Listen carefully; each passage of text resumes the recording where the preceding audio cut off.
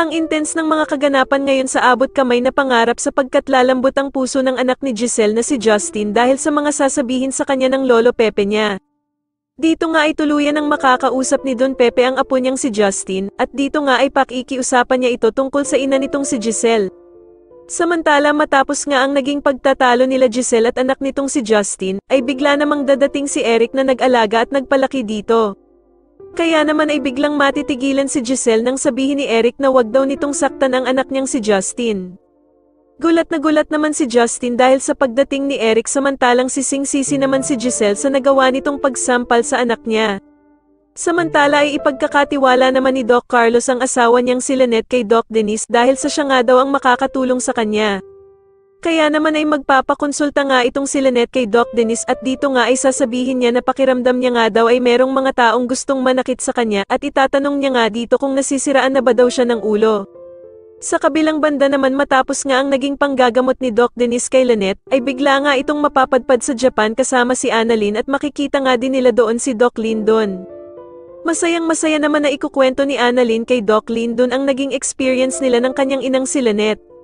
Dito nga ay sasabihin niya na sobrang saya daw niya dahil sa first time niyang sumakay ng eroplano kasama ang ina niyang si Lynette na first time din nga daw na sumakay dito.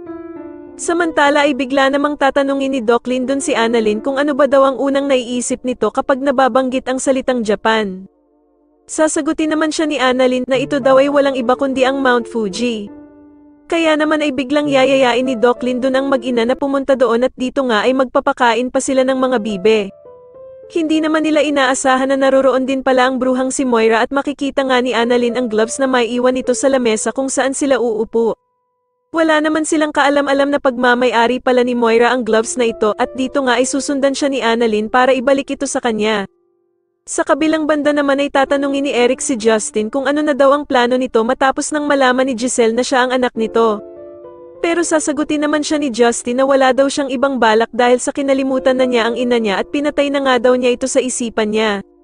Sa tingin niyo ano na naman kaya ang binabalak ng bruhang si Moira sa pagsunod nito sa Japan kila Annalyn at Lynette? Mas lalo na nga talagang nagiging exciting ang mga susunod na kaganapan kaya naman ay mas lalo pa nating abangan ang mas lalong gumigandang abot kamay na pangarap. Maraming salamat po sa inyong panonood at sana po ay masubscribe niyo ako. Maraming salamat po.